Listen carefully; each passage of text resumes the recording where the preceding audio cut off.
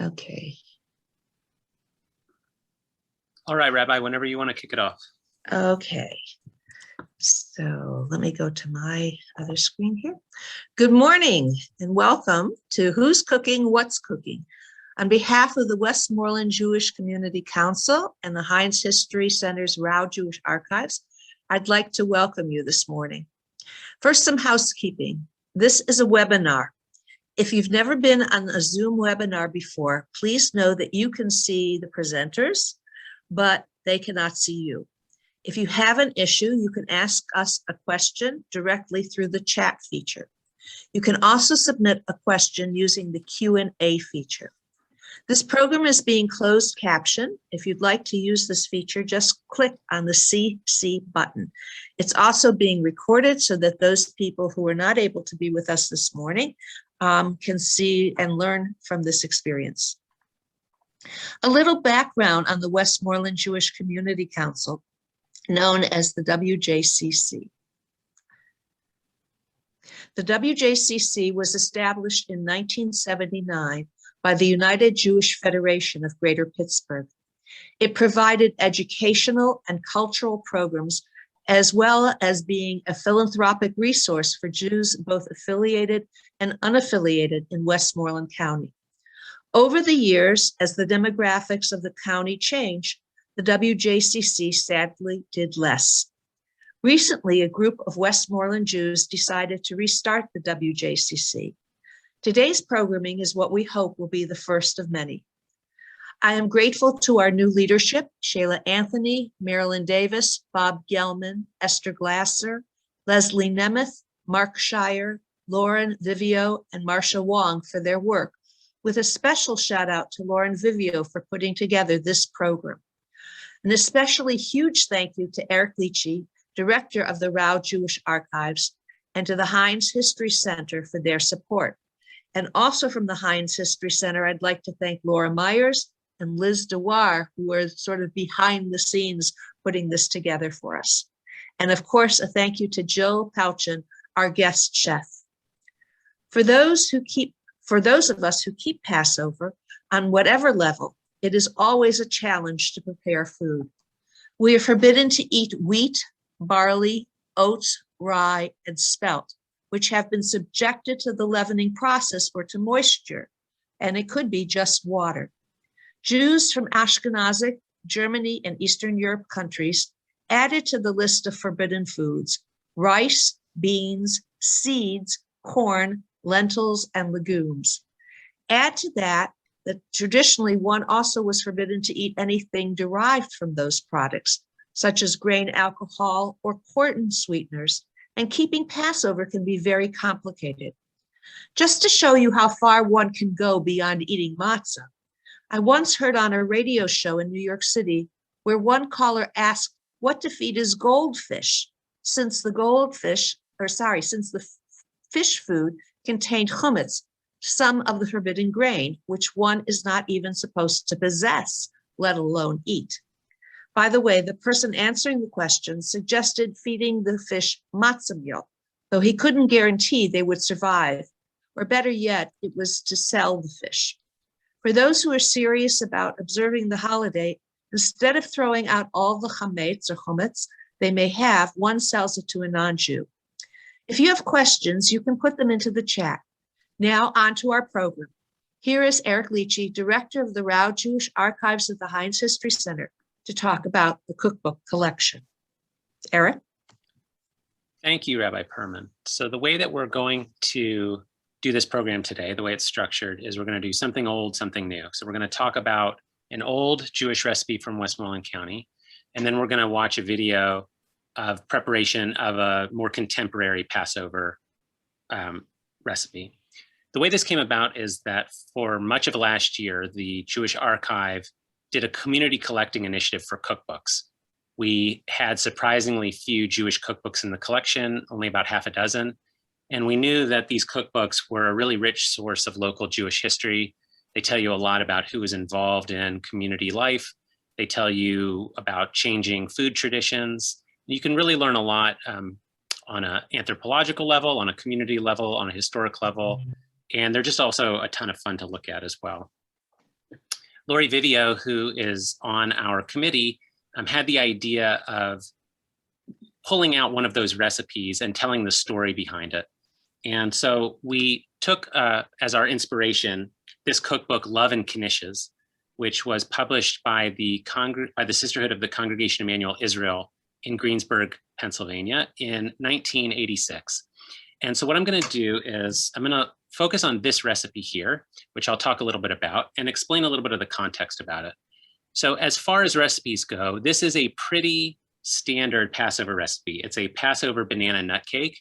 And if you look at it and you are a home cook, you'll pretty quickly realize that this is just banana bread that has been adapted for Passover. And as far as the adaptation is concerned, there's really only 2 or 3 things that happen here to make it viable as a Passover recipe. So the first is, as Rabbi Perman mentioned, you have to address the flour. So on Passover, you can't just put regular wheat flour into a cake. If you mix the wheat flour with water and let it sit, it's going to become chametz, which is forbidden on the holiday. And so what you often see is this recipe uses 2 alternatives that are both popular. One is potato starch. So the potato is neither a legume nor a grain. It's a tuber, I believe it's what it's technically called. And therefore, potato starch is perfectly admissible on the holiday. So potato starch is often used as the flour. The other is what's called here cake meal. And I believe that that is what's better known as matzah meal. So the idea is that you take a matzah, which essentially is a cracker, just water and flour that's been baked, and you grind it down as fine as you can get it. You can make this at home. Most people just buy it pre-made from a box on the shelf. And what you'll notice here is that when you're using something like a cake meal and a potato starch, that you're going to have a really heavy flour. And so what this recipe does is it takes 8 separated eggs, and you make a meringue out of the egg whites. And then you use that meringue as a way to give a little bit of lift to these heavy flours and starches that you're using. And I point that out because this is a very common Passover cooking technique that has also in recent years become a very common gluten-free cooking technique, even though gluten-free and Passover cooking are not the same thing. Matzah meal has gluten in it, but the common gluten-free flours like rice flour and some of these other flours, while they are not appropriate for Passover, are also heavy, just like cake meal. And so you'll often see this technique of whipping egg whites as a way to give a little bit of body. Another thing that's unusual about this, and I don't know if it's on purpose or if it's an omission, is that there's no fat that I can tell in this recipe. A lot of times on Passover recipes, they will use vegetable oil instead of butter, because the goal is to make a recipe that has no dairy in it. Traditional Jewish cooking does not combine meat or milk of any kind. And so the goal is to create desserts that are what's known as parve, which means they have neither meat nor milk in them. So traditionally you would see a little bit of oil. This recipe does not have any oil. And in talking to some of the people who remember making this recipe in Greensburg, they said that it did kind of fall apart a little bit. So if you have the time, try making it 2 ways and see if the addition of oil makes it hold together a little bit better. So that's the sort of oddities of this recipe as far as a recipe. As far as history, there is one little odd note that we're going to use as our launching point. You'll notice at the bottom, it says cookbook committee. In every community cookbook, in all groups, they can be Jewish, non-Jewish, they can be any ethnic background, you'll always see attributions. Who was the person in that community who contributed this recipe to the cookbook? And if you go through this cookbook, you'll find all sorts of names from the people who were involved in Congregation Emmanuel Israel in Greensburg at that time. So I'm opening up the book at random. You'll see Sissy Stein and Judith Pripstein and Jane Weicker and Barbara Callahan and Nancy Milstein and so on and so forth. These were the people who helped put this cookbook together. This one recipe, for some reason, says cookbook committee. The whole committee contributed this. The historic record is not detailed enough to explain why this happened, but it allows us an opportunity to think a little bit about who this committee was and why this cookbook was created and what the context was at the time it was created. So we're going to start by going way back in time to the beginning of the Greensburg Jewish community. So Jews start coming to Greensburg in the 1870s, and by the late 1880s, there is enough of a critical mass of Jews who have chosen to settle in Greensburg, that they can start to think about creating the institutions of Jewish life. And so in 1890, a group of families, Jewish families, charter a congregation called B'nai Israel, Sons of Israel, and they build a synagogue at that same time. And some of you, depending on how old you are, may remember that original synagogue in Greensburg. These Jews were Orthodox in their orientation. They were adhering to a version of Judaism that was closely aligned with what it would have looked like in their homes in Europe where they came from. There were small town Jewish communities all over Western Pennsylvania. This region was among the densest accumulation of these small town communities of any region in the entire country. At any given point in time in the 20th century, there was between 50 and 100 of these small town Jewish communities. Greensburg was particularly noted during this period in the early 20th century for its involvement in regional Zionist activities. And what you're looking at here is a group of people from an organization called B'nai Zion, Children of Zion, and they were the Zionist organization in town. And their involvement in the regional community was largely thanks to a man named I. Kahanowitz, who was very involved in local, regional, and national, and to a point, international Zionist activities. At the same time that this organization is being founded in the 1920s, though, there is a second group of Jews in Greensburg who are starting to think about Judaism in a different way. And they eventually become associated with the Reform movement. But at the time, they're really just kind of more amorphous and thinking about Judaism in a more liberal context. Their institution for much of this time was a religious school that was sponsored by the National Council of Jewish Women. The National Council of Jewish Women is a philanthropy. They are a very old organization. They were founded in 1893. They're still active in Pittsburgh today. But they're best known in Western Pennsylvania for overseeing religious schools in dozens of small towns throughout the region. And so there was this group of families that wanted a different type of Judaism, and they manifest that mostly through this religious school at the time. But as the war ended, they started to coalesce and think about starting a congregation of their own. And so as you can see here, this is the cornerstone laying in 1949 for a second Jewish congregation in Greensburg, a Reform temple called Temple Emmanuel. And so from 1949 until the late 1970s, you had these two congregations in a town that had, at most during this time, about 500 Jews, making it one of the smaller cities in Western Pennsylvania to have two congregations at the same time. As the demographics of Greensburg start to change in the 60s and 70s and into the 1980s, it quickly becomes clear that the city is struggling to support two congregations. And you start to get talk of a merger. This same conversation is happening in many other cities in Western Pennsylvania where there's two congregations. And in every case, it is a very intense and emotionally fraught conversation. You are combining two very different forms of Judaism. You're combining two very small congregations that have strong family ties, have strong internal traditions, and you're trying to find some way to bring them together in a way that creates peace. And so what you're looking at here is the terms of the merger that were proposed in the early 1980s when Congregation B'nai Israel and Temple Emmanuel were thinking about meeting. And I want to highlight two things that are going to be relevant for our conversation today. So of all the things that an Orthodox and a Reform, or by that point, a conservative and a Reform congregation would have to consider if they were merging, you have things like the role of women in the service. You have questions like the liturgy that's going to be used, how much English versus how much Hebrew in the prayers. What's the religious school going to look like? But one of the biggest and most complicated issues is the kitchen. The laws of kashrut, of keeping kosher, are very complicated. And the challenge is that people of a stricter standard are going to be unable to eat in a kitchen of a lesser standard. On the flip side, the stricter the standard, the more expensive the operation is. And so the kitchen often becomes a source of potential conflict. And so when they were talking about merging these two congregations, the way they handled it was that they had a kitchen committee. You can see in that item G there.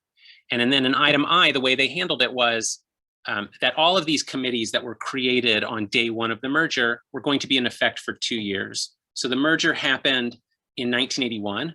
And at that time, you can see the kitchen was a kosher kitchen under the jurisdiction of this kitchen committee that was guided by the rabbi. And for 2 years, that would not change.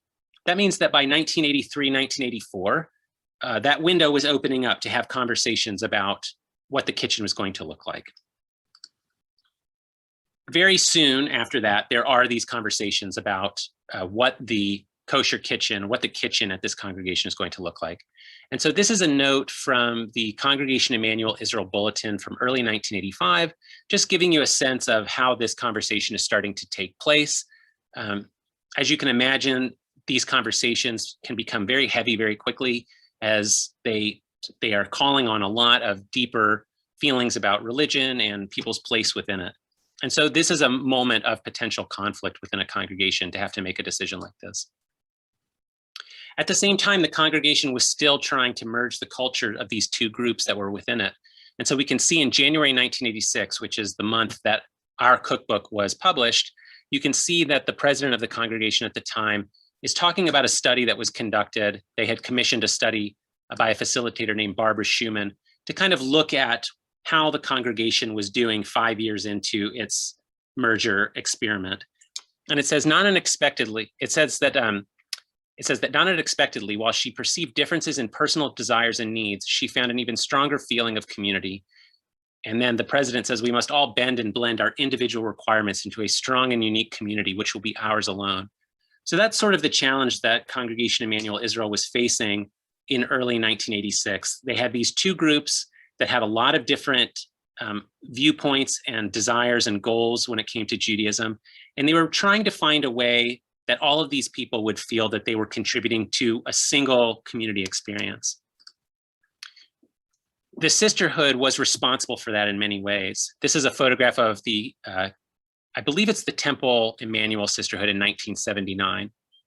And you can see a lot of these women would go on to be very involved in this sisterhood of the merged congregation. One of them, Sissy Stein, I think is the farthest to the right with the headband on.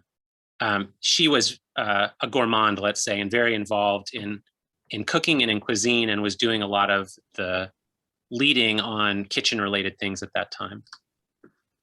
So this is the Congregation Emmanuel Sisterhood handbook from the year that our cookbook is published. And in that handbook, they published this little statement of purpose that I think gets, when you consider it in light of what we were just reading about the challenges of the merged congregation, I think gives you a sense of the stakes that the sisterhood was facing at that time. It says that the purpose of sisterhood is to foster and further the highest ideals of Judaism, to promote closer fellowship among members, and in cooperation with the congregation to be a mentor of religious, social, and educational activities. Our sisterhood helps to finance our religious school, provides many services to enhance the Jewish lives of our members and their families, and unites us as a caring community.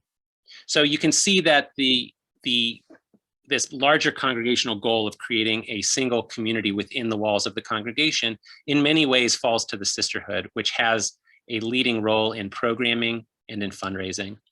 And you can see the programs that they had that year are kind of all over the place as they're trying to find ways to engage the congregation. So they have at the beginning, very traditional for a sisterhood in at that era, the luncheon and fashion show, but they're also doing things around the Jewish holidays. So they have a Hanukkah mart and a Hanukkah dinner later. They have this thing called color analysis, which I haven't found anything in the records about it. I don't know if it's fashion related or some home decor or something, but clearly something that's a little bit off the beaten path. They have a cooking class with Sissy Stein. They have a visit to Pittsburgh, an art auction. And so you can see them really trying month by month to engage the congregation in different ways. These are the minutes of Congregation Emmanuel Israel at that time.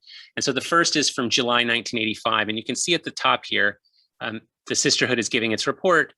And you can see it says the sisterhood needs continued support of all its current members, as well as increased membership in the coming year. And then it also says that the cookbook project is underway. And then the second page is from November of 1985, that same year.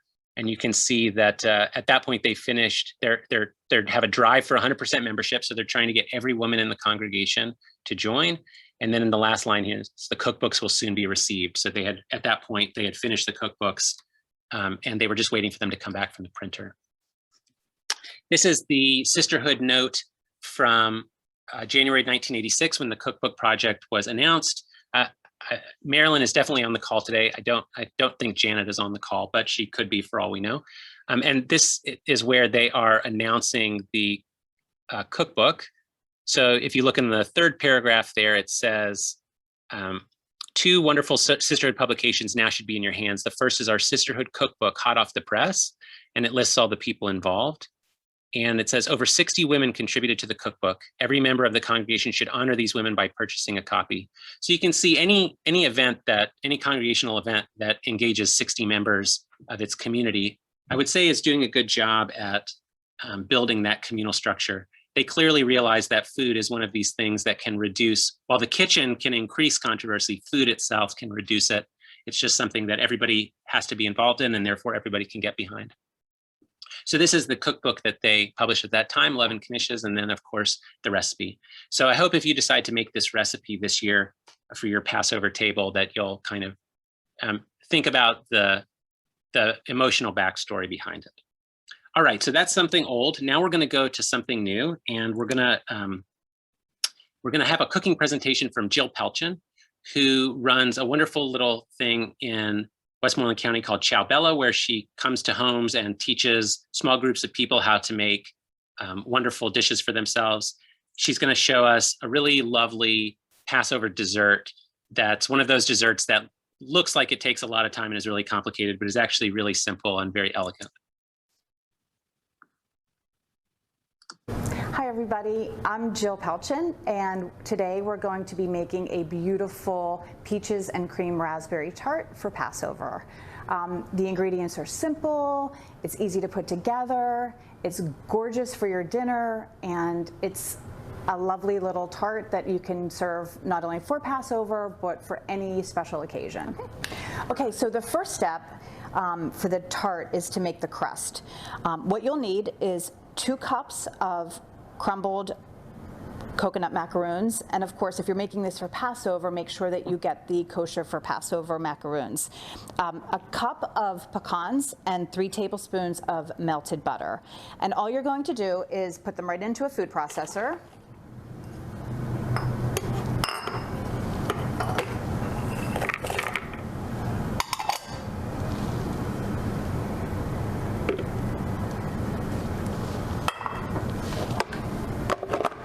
And then just pulse them together. That looks about perfect. Get your tart shell. And the recipe says to use an 11-inch tart shell. And also the recipe called for crushed pecans. I don't use those. I just use whole pecans because I like the crust to be a little rustic. But if you like to use the crushed pecans, by all means, please do.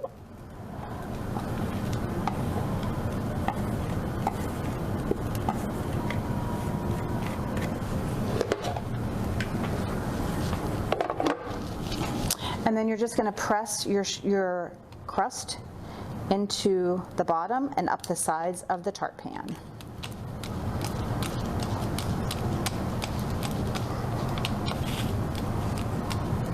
And make sure that you tuck the crust into the fluted side so that you have a pretty crust.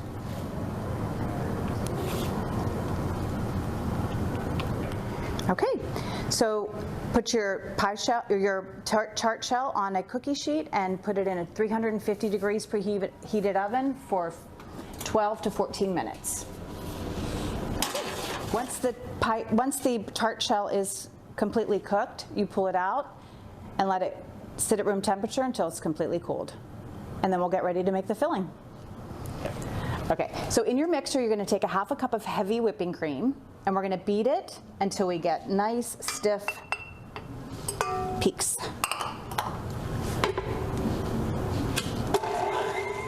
Oh yeah, that's perfect.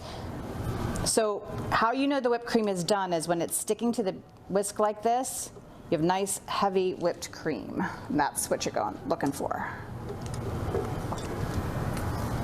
Okay, in the same bowl that you whipped your heavy cream in, you're going to add 1 block 8-ounce cream cheese to the bowl. You're going to add 1/3 cup of granulated sugar. And I pre-mixed all of the flavorings. In here is 2 teaspoons of orange juice, a teaspoon of vanilla, and 1/4 teaspoon of almond extract. So that goes in the bowl as well. And you're going to cream this together till it's nice and creamy.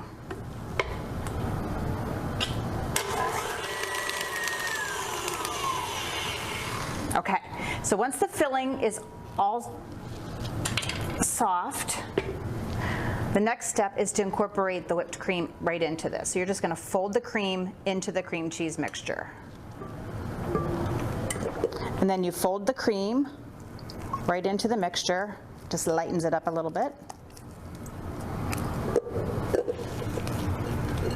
You don't want to overmix it too much. You don't want to deflate all of your whipped cream, but you just want to incorporate it real nice.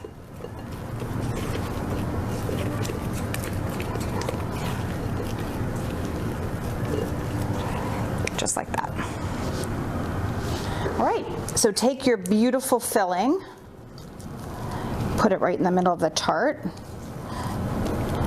and spread it around. And I like to use an offset spatula to do this, but you can use a spoon if you don't have it, so don't go buy special equipment.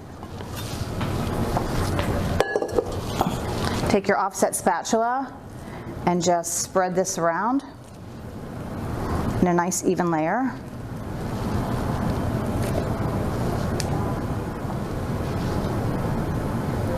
There you go.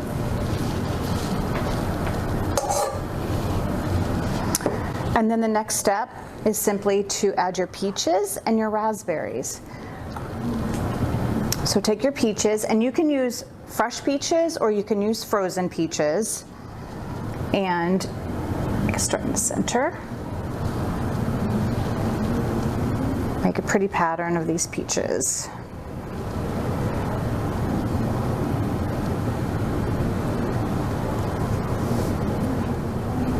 And if you don't like peaches, you can substitute this for mango or whatever kind of fruit you like.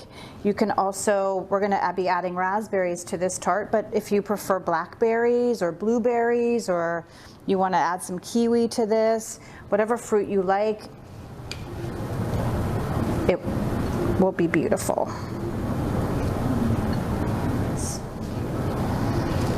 Put some raspberries in there. And I love raspberries, so I'm going to be going crazy with them, but put on as much as you like or as little as you like. Stick another one right there. There you go. Just take a little melted apple jelly and just brush it over top of your fruit. And it makes it nice and glossy and shiny and pretty, and it sweetens up the peaches a little bit.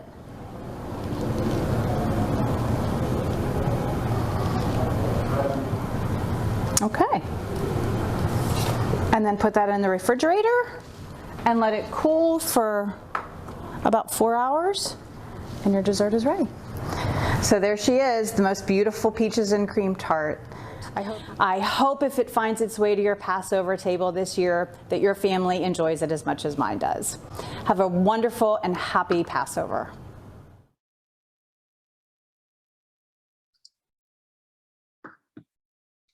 All right, well, that's our program for today. We're happy to take any questions if anybody has any.